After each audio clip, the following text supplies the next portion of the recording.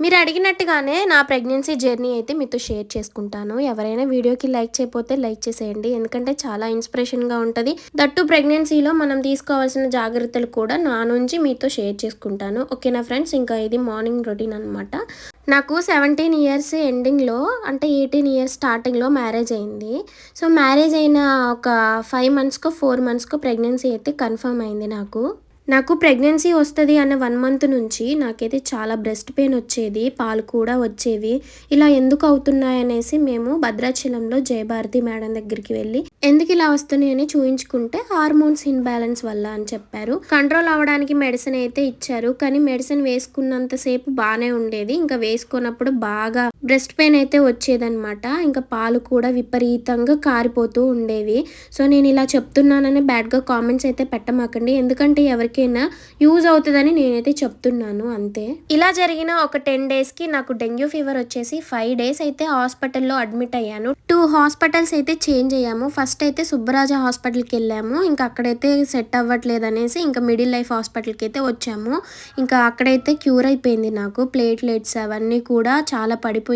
ఇంకా middle life హాస్పిటల్‌కి వచ్చిన తర్వాత ఇంకా మాకు సెట్ అయిపోయింది హెల్త్. ఇంకా వచ్చానా, ఇంకా వచ్చిన తర్వాత 1 మంత్‌లో నాకు ప్రెగ్నెన్సీ అయితే కన్ఫర్మ్ అయింది. ఎప్పుడు ప్రెగ్నెన్సీ స్టార్ట్ అయిందో అప్పటి నుంచి నాకు చాలా ప్రాబ్లమ్స్ అండి. డెంగ్యూ ఫీవర్ వచ్చి కోలుకుంటున్నాను కదా, ఇంకా అదే టైంలో రావడం వల్ల అసలుకే ఇంకా నీరసంగా ఉన్నాను. మళ్ళీ అందులో ఒకటి ఫుల్ వామిటింగ్స్.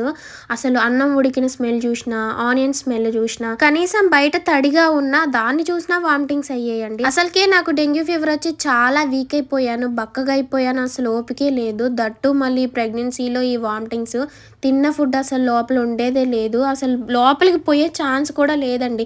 అవి చూసిన వెంటనే వామిటింగ్స్ అనమాట. అలాగే మందులతో నెట్టుకొని వచ్చాను. సెకండ్ మంత్ ఎండింగ్‌లో అంటే థర్డ్ మంత్ స్టార్టింగ్ అనమాట. బేబీ హార్ట్ బీట్ అనేది గ్రోత్ అవుతూ ఉంటది కదా, అదే టైంలో నాకైతే చికెన్ ఫాక్స్ వచ్చింది. అమ్మ తల్లి అంటారు కదా, మా ఊర్లో అందరికీ వచ్చిందండి అమ్మ తల్లి. ఇంకా ఇంటికి 2, 3 అలా ఉన్నారు. ఫస్ట్ నాకైతే చిన్న కురుపులాగా వచ్చింది. దాన్ని ఏం చేశానంటే గిచ్చుకున్నాను. ఇంకా గిచ్చుకున్న తర్వాత పెరిగిపోయి ఇంకా రెండో దగ్గర వాటిని కూడా గిచ్చేసుకున్నాను. అలాగా బాడీ అంతా స్ప్రెడ్ అయిపోయిందండి 1.5 డేలోనే. నేను ఎంత నరకం చూసానంటే నిజంగా ఆ టైంలో నేను మా అమ్మతో, అమ్మ నేను బ్రతకనమ్మా, నేను చచ్చిపోతానమ్మా అని చెప్పాను. ఆ మాటలు విన్న మా అమ్మ అయితే ఫుల్ ఏడ్చింది. ఏం చేయలేక, దీనికి కూడా అంతలా బాధపడ్డావా అని మీరు అనుకోవచ్చు, కానీ నాకు మామూలు బాధ కాదండి.